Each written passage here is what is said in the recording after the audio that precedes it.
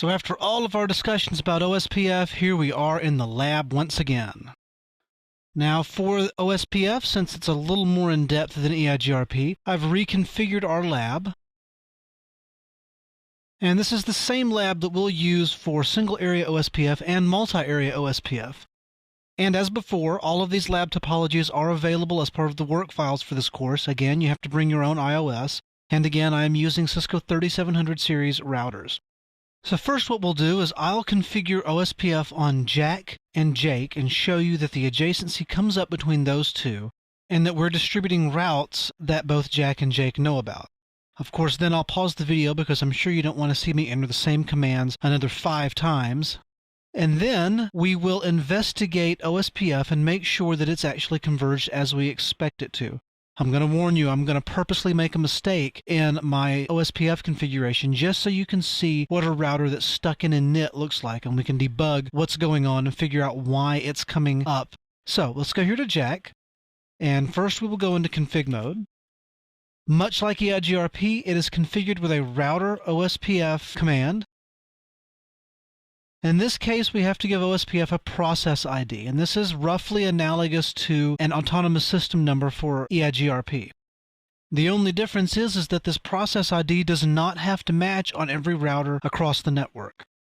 Now, for simplicity's sake, I recommend you give it the same process number, but you don't have to. You can make one router 1, one router 2, and just count upwards. But again, we go back to keeping it simple, stupid. If you're troubleshooting a network at 11:30 at night trying to figure out why your routes won't come up and why they won't converge, it's a lot easier if you don't have to remember, oh, well, this is Jack. He's got OSPF process 1. And, oh, Rose has got OSPF process 5. And Jade has got OSPF process 3. It helps if they're all the same OSPF process ID. In this case, I'll make this OSPF process 110.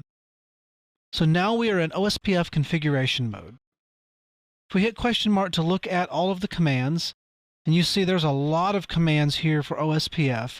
Obviously, at the CCNA level, we're not going to get into hardly any of these commands, but we will go over enough commands to get OSPF up and running and to eventually segment it into 2 separate halves of the same network. So the first thing we'll do, and what I probably should have done before going in here, is get a list of all the IP addresses on the router. For that, we'll do show IP interface brief. And that gives us our 192.168.1 and .2 networks. The .2 is a /24 network that is this Ethernet segment here between John, Jade, Rose, and Jack.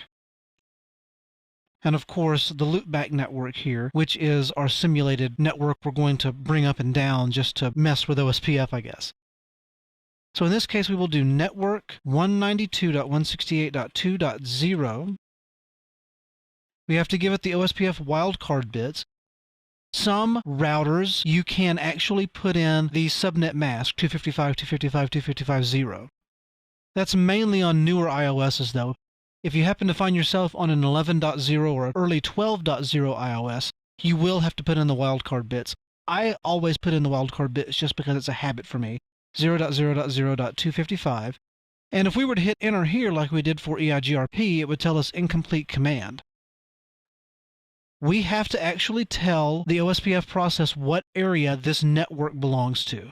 In this case, we'll do area 0 because we're all going to be on the same network to start off with. Area 0 for that network. We'll do network 192.168.1.0. And of course, we will do network 10.10.4.0, 0.0.0.255 in area 0. So now technically OSPF is configured on this router. It's sending out hellos every 10 seconds. However, nothing's out there to answer those hello packets.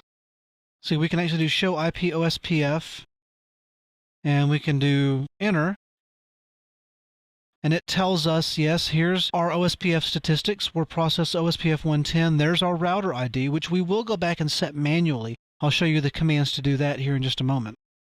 And of course, you've got a lot of detailed debugging information that will come in handy should you ever have to do in-depth troubleshooting. The things we're going to be looking at, however, are down here near the bottom. Area backbone 0. It says it's inactive because it's the only router in the area. It tells us we have 3 interfaces in that area, and that's correct. We have our serial interface, our Ethernet interface, and our loopback interface here. It tells us we have no authentication, which is correct. It last executed the SPF algorithm about 25 seconds ago when we first entered the commands.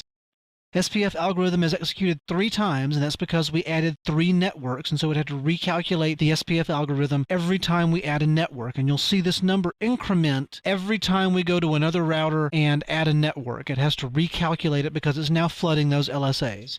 Area ranges are nothing, and that's used for manual summarization within OSPF. And then, of course, we've got some more information about LSAs down here. So now that we've configured Jack, let's pause here. We'll pick up configuring the Jake router in the next video.